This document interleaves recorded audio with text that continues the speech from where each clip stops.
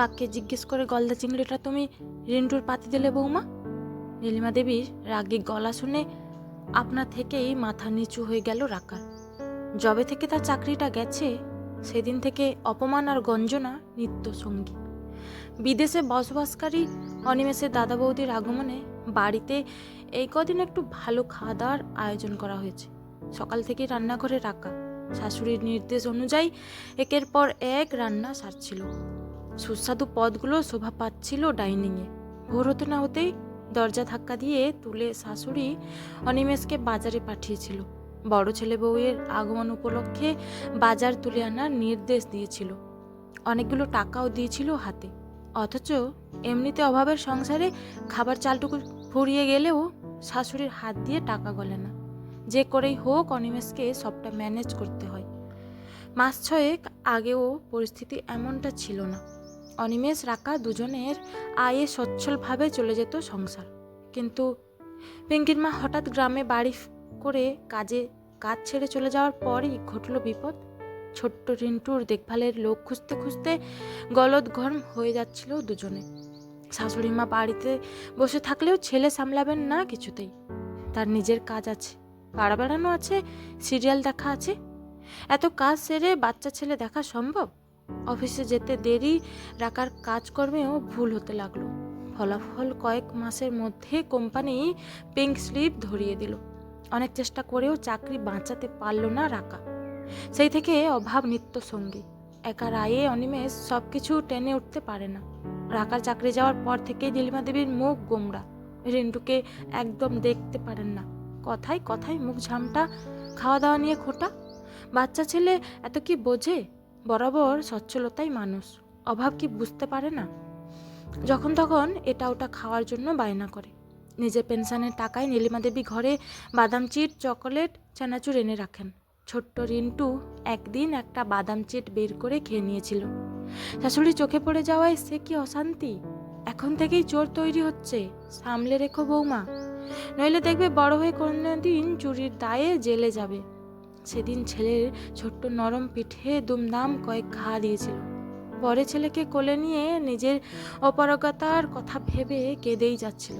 তখন ছোট্ট রিন্টু দু হাতে চোখ মুছিয়ে দিয়ে বলেছিল, আমার লাগেনি মা, আর কোনোদিন ঠাম্মার ঘরে যাব না। চিংড়িটা তুলে নাও এক্ষুনি। ওই গলদা চিংড়িগুলো আশু দাদা ভাই আর পরি দিদি ভাইয়ের জন্য আনা হয়েছে। জানোই তো ওরা অন্য মাছ খায় না, কেবল চিংড়িটুকুই তো খায়। তাতেও এই ছেলের নজর। তোমারও বা কি আক্কেল বৌমা, ওদের সঙ্গে রিন্টুটাকে খেতে দিয়েছ? ও কি ওদের সঙ্গে বসার যোগ্য? কেউ কিছু খেলেই নজর। তোমরা খাও দাদা ভাই। সস্নেহে আশুর মাথায় হাত রাখেন নীলিমা। না না, ও চিংড়ি আর তুলতে হবে না, ওটা ওই রিন্টুটাই খাক। বরং না দিলে আবার আমার ছেলে মেয়েদের খাওয়ার দিকে নজর দেবে। দুদিনের জন্য দাদুর বাড়ি বেড়াতে এসে বেচারারা পেট খারাপে ভুগবে। ও চিংড়ি রিন্টুই খাক। আপনি তো আগেই ওদের সঙ্গে রিন্টুকে খেতে বসতে মানা করতে পারতেন। বিরক্ত মুখে বলে ওঠে অদিতি, রাকার ভাসুর বউ। কোনো রকমে দাঁতে দাঁত চেপে চোখের জল আটকে রাকা দেখলো দরজায় অনিমেষ দাঁড়িয়ে। তার চোখ ভর্তি জল। আজ মা এভাবে ছেলেটাকে বলল? রিন্টুটা যে বড্ড চিংড়ি ভালোবাসে। কারু ঠাকুমা যে নাতিকে এভাবে বলতে পারে রাকার তা জানা ছিল না। মনে মনে ভাবছিল, কি অসহায় মা সে, ছেলেকে এক টুকরো চিংড়ি খাওয়ানোরও সাধ্য নেই তার। একসময় এই ভাসুরেলে অনিমেষ দু হাতে বাজার করেছে, জমানো টাকা বের করে দিয়েছে রাকা। অদিতি দিদিভাইয়ের জন্য অফিস শেষে মার্কেট ঘুরে পছন্দসই ব্যাঙ্গালোর সিল্ক কিনে এনেছে মুক্তোর সেট। শুধু তাই কেন, শাশুড়ির জন্য কম করেছে রাকা? অফিস ফেরতা মাঝে মধ্যেই রকমারি উপহার নিয়ে আসতো। মাত্র 6 মাসের ব্যবধানে সম্পর্কগুলো কেমন ঠুনকো হয়ে গেল। কেটে গেছে সপ্তাহ 2। কালই কর্মক্ষেত্রে ফিরে যাবে নিখিলেশ, অনিমেষের বর্দা। স্পেশাল বাজার করার নির্দেশ দিতে এসে নীলিমা দেখলেন ছোট ছেলের ঘরে গোছগাছ চলছে। এ কি, তোরা আবার সাত সকালে কোথায় চললি? বাজার করা বাকি, সৃষ্টির রান্না বান্না পড়ে আছে। ফালতু সময় নষ্ট না করে তাড়াতাড়ি রান্নাঘরে যাও বৌমা। তোমাদের এখন কোথাও যাওয়া টাওয়া হবে না। যেতে তো আমাদের হবেই মা, বড় রাস্তায় গাড়ি দাঁড়িয়ে আছে যে, বেশিক্ষণ অপেক্ষা করা সম্ভব নয়। রাকা পুনরায় গোছগাছ করতে শুরু করে।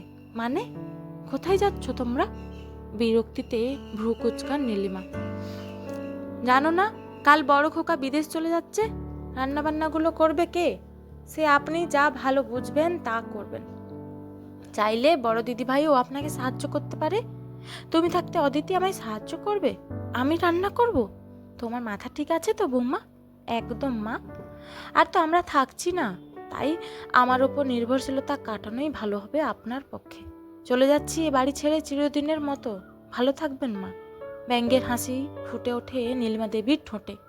অনিমেষের মাইনেতে তো জলটুকু গরম হয় না। ওইটুকু ছেলে নিয়ে থাকবে কোথায়?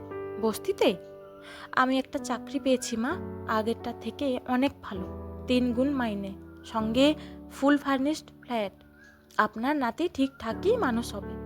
ওই বিচ্ছু ছেলেকে সামলে চাকরি? দেখলাম তো একবার। অফিস থেকে তাড়িয়ে দিলে তো ফ্ল্যাট ছেড়ে সবাই মিলে রাস্তায় নামতে হবে। হবে না মা, নতুন অফিসে ক্রেসের ব্যবস্থা রয়েছে, সেখানেই বাকি বাচ্চাদের সঙ্গে রিন্টু থাকবে। ওয়ার্কিং মোমদের সুবিধার কথা কোম্পানি না ভাবলে এমপ্লয়িরা কোম্পানির লাভের অঙ্ককে সর্বাধিক উচ্চতায় পৌঁছে দেবে কিভাবে?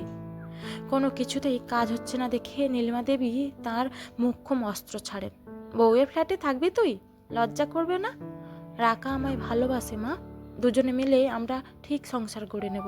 অন্তত আয়ের বিচারে সেখানে ভালোবাসা বদলে যাবে না। রাকা বেশি রোজগার করলে আমার কোনো সমস্যা নেই, স্বাচ্ছন্দ্য থাকবে কিনা জানি না, কিন্তু এটা জানি সেখানে কেউ অন্তত আমার ছেলের মুখে গ্রাস কেড়ে নেওয়ার সাহস দেখাবে না। ভালো থেকো মা, আসি আমরা। রিন্টুকে কোলে নিয়ে ট্রলি হাতে দরজার দিকে এগিয়ে যায় অনিমেষ। কেঁদে ফেললেন নীলিমা দেবী। একা একা এত বড় বাড়িতে কিভাবে বাঁচবো আমি? এমন শাস্তি তুই দিসনি ছোট খোকা, আমার ভুল হয়ে গেছে, আমি অন্ধ হয়ে গেছিলাম। তুই তো জানিস বড় খোকারা নিজেদের নিয়েই ব্যস্ত, সে সংসারে আমার ঠাঁই নেই। গেট পার করে রাকা পড়ল। একা তো কি মা, একা নিয়ে আপনি কবে ভেবেছেন? আপনার তো পেনশন আছে, যার জোরে ওইটুকু বাচ্চা ছেলেকে চোর বলতেও আটকায় না আপনার। নিজের সাজানো দুনিয়ায় ভালো থাকবেন আপনি। ওই দূরে মিলিয়ে যাচ্ছে রাকা অনিমেষ। ঝাপসা চোখে সেদিকে তাকিয়ে আছেন নীলিমা দেবী। এমন দিন দেখতে হবে ভাবেননি কখনো। সারা জীবন টাকা পয়সার হিসেব কষতে কষতে সম্পর্কের বাঁধন কবে আলগা হয়ে গেছে টেরও পাননি। আজ বুঝতে পারছেন বড্ড ভুল করে ফেলেছেন। ইউনিভার্সিটি টপার রাকাকে বাতিলের খাতায় ফেলে দেওয়া উচিত হয়নি তার। বড় ছেলের সংসারে কোনো দিন ঠাঁই হবে না। অদিতি চিরকালই নিজেকে নিয়ে ব্যস্ত। অনিমেষ হয়তো আর কোনোদিনই ফিরবে না এ বাড়িতে। অনুশোচনার আগুনে দগ্ধ হয়েই বাকি জীবনটা তাকে দিনাতিপাত করতে হবে।